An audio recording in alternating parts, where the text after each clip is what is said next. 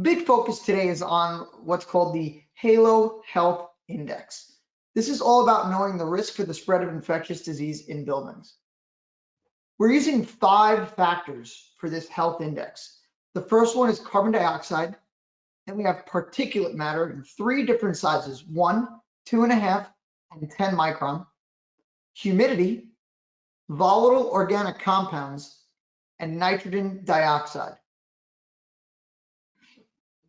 So how are these factors important and what are they, right? So carbon dioxide, I'm sure you've heard of before. This is what we exhale as human beings.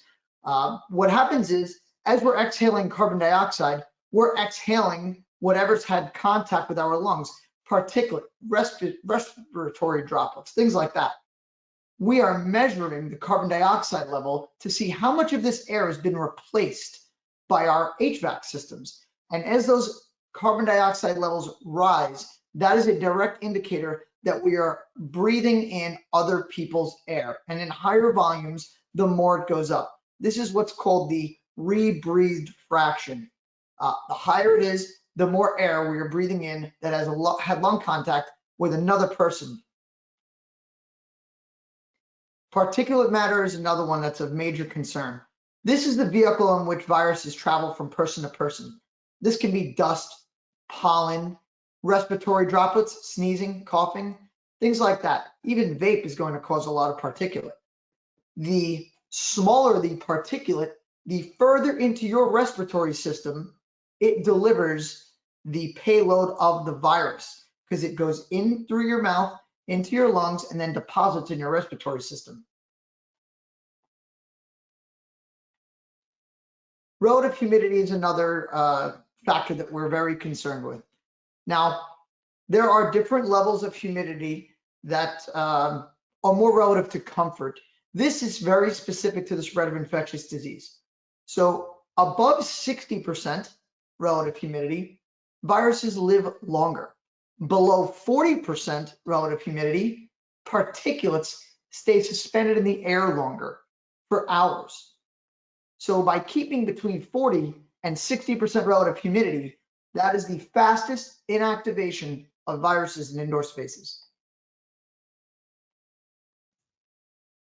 Volatile organic compounds, or VOCs, are chemicals exposed in the air typically caused by cleaning, paints, glues, and they are respiratory irritants.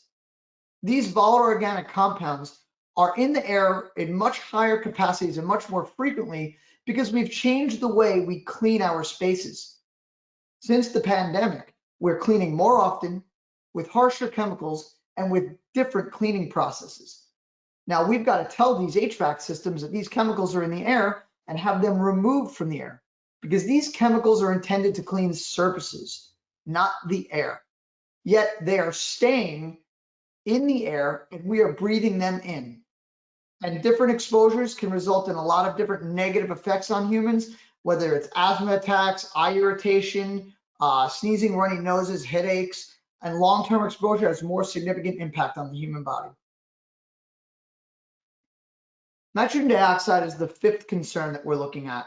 It's typically caused by urban combustion, whether it's vehicles or planes, cars, or furnaces. It's caused from combustion. So nitrogen dioxide directly affects your circulatory system and has long-term effects on the health of your body.